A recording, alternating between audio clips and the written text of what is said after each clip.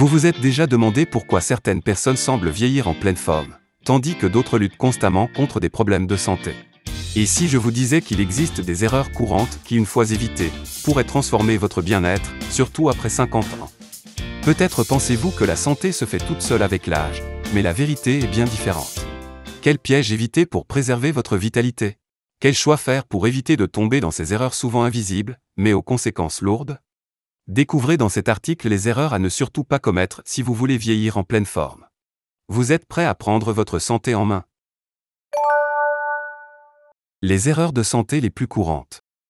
Avant de parler de nutrition, il est important de reprendre certains points clés que nous connaissons tous, mais dont nous négligeons très souvent l'impact considérable qu'ils ont sur notre santé. Le premier. Faites attention à ne pas vous exposer à un stress excessif, car celui-ci reste ancré dans votre esprit et dans votre corps. Le stress malheureusement fixe et aggrave les maladies. À l'inverse, n'oubliez pas que l'environnement est une véritable thérapie. Passer du temps dans la nature est essentiel, et il faut le faire régulièrement. Un autre point clé est l'exercice régulier et constant. L'exercice aide à éliminer le cortisol et l'adrénaline que vous accumulez tous les jours. Il est d'ailleurs préférable de privilégier des exercices par vague, intervalle training, plutôt que des exercices avec un rythme cardiaque élevé et soutenu, car c'est plus sain. Parlons maintenant des nutriments les plus importants à consommer régulièrement. Et interrogeons-nous sur les compléments alimentaires à prendre et ceux à ne surtout pas prendre. Prenez-vous vous-même des suppléments alimentaires? Partagez-nous lesquels dans les commentaires. Le plus important est la vitamine D. Pensez à votre génétique, vous avez entre 20 000 et 25 000 gènes différents. Et saviez-vous que la vitamine D influence 10% de ces gènes pour produire un effet thérapeutique? Pour avoir cet effet, il faut utiliser des doses élevées de vitamine D3. 10 000, 20 000, 30 000, voire 50 000 unités ou plus. Certains médecins utilisent la vitamine D3 pour remodeler des parties spécifiques de l'œil et réparer des problèmes difficiles comme le glaucome. D'autres encore s'en servent pour réduire des fibroses, c'est-à-dire des tumeurs. Cela montre à quel point la vitamine D est cruciale pour la santé. Et bien sûr, il est également important de s'exposer davantage au soleil. Nous ne passons tout simplement pas assez de temps à l'extérieur. Le deuxième nutriment le plus important est le magnésium. Il est très rare que quelqu'un en consomme suffisamment. Le magnésium est impliqué dans des milliers de processus différents dans le corps. Presque tous les types de maladies cardiaques sont généralement associés à une carence en magnésium. Mais le rôle du magnésium va bien au-delà du cœur. Sans suffisamment de magnésium, votre corps ne peut pas produire d'énergie. Donc après la vitamine D, vient le magnésium, et le troisième nutriment essentiel est le zinc. Le zinc est un oligo-élément crucial, et de nombreuses personnes en sont déficientes. Ces trois nutriments, la vitamine D, le magnésium et le zinc, sont interdépendants. En d'autres termes, vous pourriez consommer beaucoup de vitamine D3 tout en restant très déficient en magnésium et en zinc, ce qui empêcherait la vitamine D de fonctionner correctement. Il est donc crucial de maintenir un équilibre entre ces trois nutriments. D'un autre côté, il y a deux nutriments auxquels vous devez faire très attention, car ils peuvent devenir toxiques. Le calcium. Le calcium a tendance avec l'âge à s'accumuler et à obstruer divers tissus. Le magnésium est le régulateur naturel du calcium.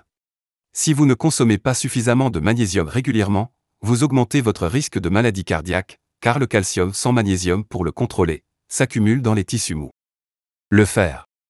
Le fer en excès est encore plus dangereux que le calcium. Nous avons énormément de mal à éliminer le fer de notre corps. Au maximum, nous nous débarrassons seulement de 0,5 à 1 mg de fer par jour, alors que l'apport quotidien recommandé est de 8 mg pour les adultes. Et de 18 mg pour les femmes en âge de procréer.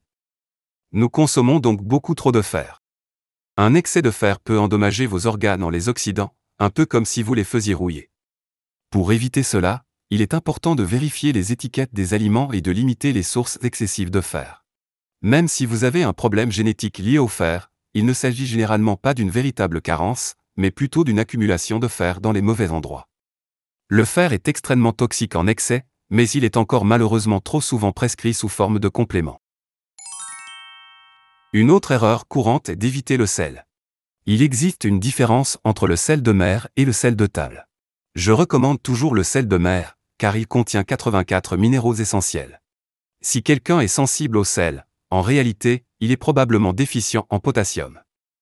Le potassium et le sodium travaillent ensemble, et nous avons besoin d'une quantité considérable de sodium, que l'on trouve dans le sel de mer. Lorsque vous manquez de sel, votre taux de cortisol augmente, ce qui peut affecter votre sommeil et augmenter votre niveau de stress. Le sel est un électrolyte très important. L'apport quotidien recommandé en potassium est de 4700 mg. Ce minéral est également crucial pour générer de l'énergie, ainsi que pour le fonctionnement de vos nerfs et de vos muscles. Pourtant, peu de gens atteignent cet apport quotidien. Une question revient fréquemment sur ce qu'il faut faire pendant la ménopause. Ma réponse, assurez-vous de consommer des aliments riches en cholestérol. Cela peut sembler surprenant, surtout que de nombreux médecins encouragent à réduire le cholestérol. Cependant, en vieillissant, nos niveaux d'hormones comme la testostérone, la progestérone et l'estrogène diminuent. Or, toutes ces hormones sont fabriquées à partir de cholestérol. Si vous réduisez votre apport en cholestérol ou prenez des médicaments qui en réduisent le taux, vous diminuez encore davantage ces hormones, déjà très faibles. Avoir des quantités suffisantes de cholestérol dans votre alimentation est donc extrêmement important, surtout en vieillissant. Le cholestérol est nécessaire pour le cerveau, les selles biliaires qui aident à digérer les graisses, et surtout la production d'hormones. Les principales sources de cholestérol incluent le beurre, les œufs, les produits laitiers et les fruits de mer.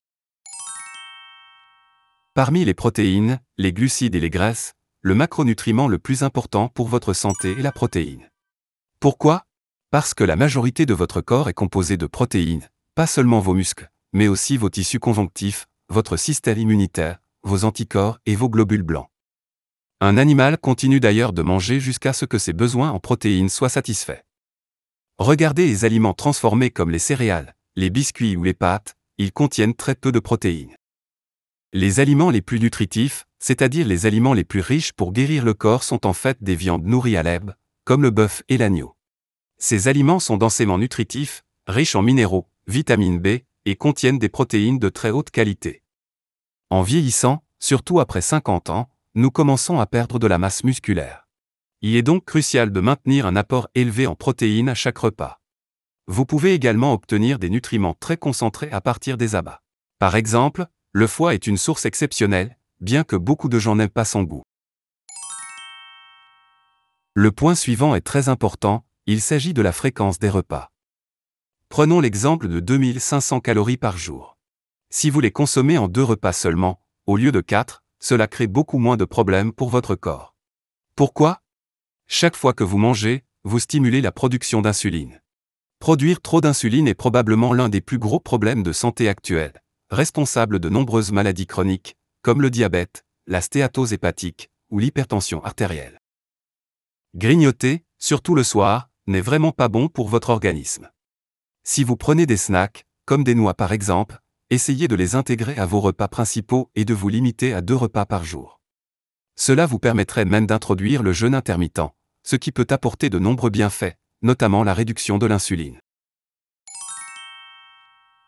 Enfin, le dernier point essentiel dont nous parlerons aujourd'hui est votre microbiome intestinal. Beaucoup pensent que le microbiome est un simple plus, mais c'est en réalité un organe à part entière. Il est composé de microbes bien plus nombreux que nos propres cellules, et son influence sur votre santé est énorme. Il joue un rôle dans l'immunité, il influence la production de neurotransmetteurs, votre humeur et votre fonction cognitive. Il produit certaines vitamines, il aide à la digestion, il participe à la prévention du cancer, et il influence votre qualité de sommeil. La liste est encore longue. Pourquoi alors prendre des antibiotiques qui détruisent ces microbes ? Quand vous prenez un antibiotique, vous perdez des microbes que vous ne récupérerez jamais. Contrairement à ce qu'on vous dit, ces microbes ne reviennent pas à leur état initial. Soutenir votre microbiome est donc essentiel. Consommez régulièrement des aliments fermentés comme la choucroute, le kimchi et les yaourts, et consommez un probiotique de bonne qualité.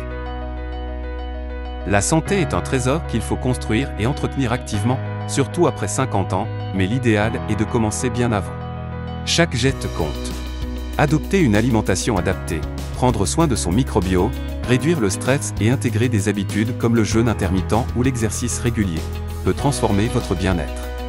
Ne laissez pas la santé au hasard, agissez dès aujourd'hui pour bâtir une vie longue, épanouie et pleine de vitalité. Adoptez des habitudes saines pour retrouver une vie saine. Ensemble vieillissons mieux. Si vous avez trouvé cette vidéo utile, mettez un pouce levé, abonnez-vous et partagez ces précieuses informations autour de vous. En attendant de vous retrouver avec d'autres conseils pour mieux vieillir, prenez soin de vous et restez en bonne santé.